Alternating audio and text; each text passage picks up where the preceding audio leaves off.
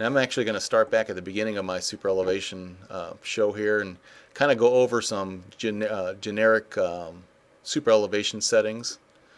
And so here we've got a diagram that kind of shows you all the sections of superelevation. You can see the cars at the AA section. It's the last section before it starts to rotate. And then when you go to the BB section, you can see that the one side is going up to 0%.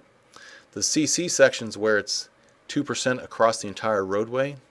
Then it goes down to the DD section, which is full super, and then it stays full super through the rest of the through the curve, and then it does the reverse, going from the DD down to AA section. So again, DD's full super, then we're going back down to a 2% super. Then the BB section is back down to a 0% super on the one side, and then the AA is back to a 2% on both sides of the center line. And then it remains at 2% the rest of the tangent section of the roadway until you introduce another curve. Okay? So those are the critical sections of the superelevation. Now in the next slide we have a picture of our standard plans, and you can see the AA section, the BB section, CC and DD, and they kind of summarize the same thing that we just showed you on the previous slide. And we're going to kind of focus on this part of this detail of this sheet. If we blow that up, you'll see that we got all the sections in here, and the most important part or point of this diagram is this dot right here, which is the PC or PT point of the curve. Now this is for a non-spiraled curve, this sheet. And so if you know where the PC is and you know your runoff length L, you can calculate pretty much every other location on this diagram. And so to go from the PC or PT, if you know L over 3, which is L is the runoff length, and divide that by 3, you can get to your DD section, which is full super. And then if you go from your DD section down this length, you'll know where your BB section is, which is the section where it's 2% on one side and flat slope on the other. And then if you can calculate your X value, which your X value is just your runoff length times your normal crown in percent divided by your E rate on your curve. And if you know that X value, you can calculate your CC section, which is the 2% full super. And then you can go back an X value to calculate your AA section, which is where you have a normal crown, 2% on both sides of your pivot point. And so we use this dialog to calculate our superelevation. And the number of lanes, again, the number of lanes, if you have a value typed in here, you want to have the number of lanes created in your superelevation file, the exact same amount of lanes. Okay, and if we look at the 8% 60 miles per hour, between those values we can look at our standard plans. In this case we had 60 miles per hour. We had a 3,000 foot curve, and when you have a number that's in between these two values, you always go with the more conservative value, which would be a higher superelevation rate. And so in that case, for a 3,000 foot radius, you would use a 5% Emax or 5% max super. Now, the file that we use to calculate our superelevation is this English 2011 SEP file. This SEP file has been around for quite some time. It actually was probably the SEP has probably been around for at least 20 years or so. And if we look at the file where it's stored out on our MoDOT workspace, GPK standards, in the superelevation folder. And you can go out there and look at that file if you want. You can't modify it because it's read-only, but if you open it up, it'll look something like this. And this is just a partial screen capture of the entire file. You can scroll down here and see a lot more, but it's basically broke up into sections. This one happens to be the E grouping section. This one's the runoff length section, and there's other sections as well further down. Now, the important part about these two sections is they are actually pointing to external files. One is a radius table file, and the other one is a radiant gradient or relative gradient table file. Now this E-grouping, these settings come from an old superelevation tool that we used to use way back when we had criteria. If you remember the word criteria, that's how old this technology is that this SEP file came from. It looked like from a dialog box. It looks like this, and this tool had a whole bunch of settings in it, and this tab happened to be the E-grouping tab, and you can kind of see the comparison of the settings up here and the settings listed here. And the same thing is true for the runoff length. There was a tab for runoff length, and these settings are very similar to this, and that's where this SEP file came from. It came from this tool that we used to have way back when. Now let's look at the first file that this SEP file uses. It's called a radius table, and here's a picture of a partial part of the radius table. You can see that it's broken out into whether it's a 4% 15 miles per hour, or we got 4% 20 miles per hour, and it just goes through all the design speeds for an R max of 4%. Now there's also an 8% section of the same file, and you can see this one happens to be 60 miles per hour, but there's also again settings for all the design speeds for the 8% max super. Now these values come from AASHTO, and they are extracted from the table 3-8 and 3-10B, minimum radius for design superelevation rates, and they're extracted from a whole bunch of formulas and charts in the AASHTO Green Book 2011. They can be kind of long, those equations, especially for friction factor and stuff like that, and so we don't expect you to run or calculate these values. We just use the charts to calculate our superelevation rates, and that's what this tool is doing. Is it's using the values in those charts to calculate the superelevation rate based on the max superelevation rate and the design speed. AASHTO states the following about these numbers, though. When there's snow and ice are factors, test and experience shows that a superelevation rate of 8% is a logical maximum, and that's why at MoDOT we use an 8% max, because we do get snow and ice at certain times of the year. Where traffic congestion acts to restrict top speeds, it is common practice to utilize the lower maximum, which in our case is the 4% max. And so that's why we have a 4% max table and an 8% max table in our standard plans. Again, 4% would be used in rural areas, because in urban areas because there is traffic, and you don't want to be sitting on an 8% max super in a stop and go situation. They believe you could possibly slide down on the superelevation if you're in stop and go traffic on ice or snow. Now the relative gradient table is a little bit more complicated. It's a much smaller file, and if we look at it, it basically has this information in it, where we got the design speed across the top. We have an L-min, which is the minimum runoff length, and we'll talk more about that in a second. And then we got something called RG, which is relative gradient, and it's got its values here. Now the relative gradient is the slope of the edge of pavement relative to the axis of rotation. And we've got a couple of examples of that. We first look at our standard plans that we showed you just a few minutes ago, and the relative gradient is basically the slope of the edge of pavement, which is this is right here, this red line here. Also in this diagram, the slope of the edge of pavement could be this line right here as well. Okay, but we're going to focus on this edge of pavement, and it's the axis of rotation is this line here, and so it's the difference between this slope and that slope is the relative gradient. Now to show you this a couple different ways, we got some other visuals to show you.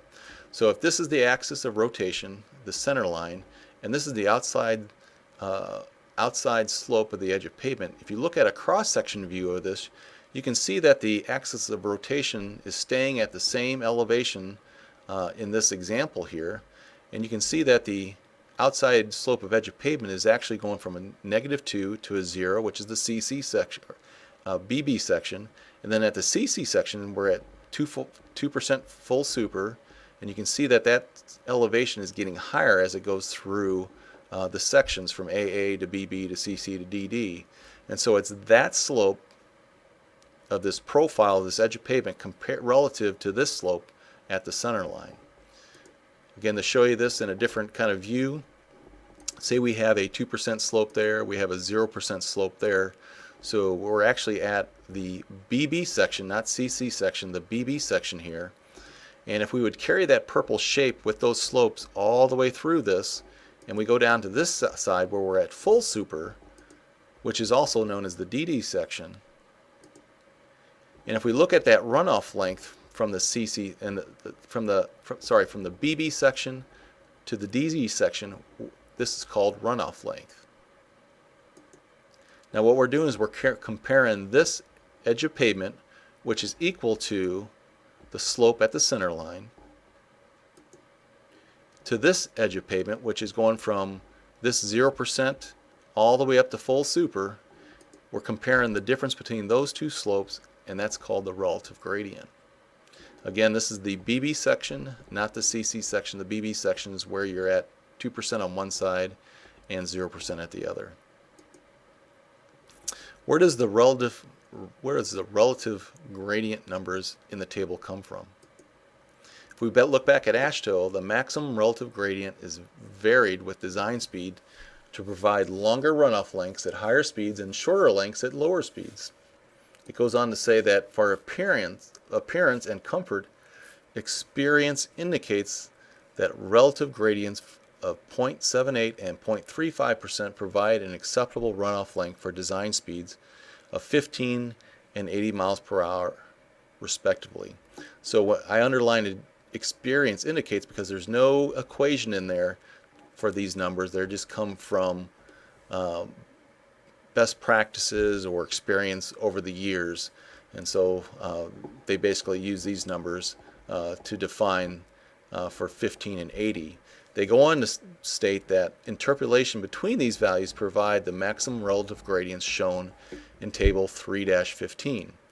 If we look at that table, you can see the maximum relative gradients, and you'll notice that they match the relative gradients that we have in our file here.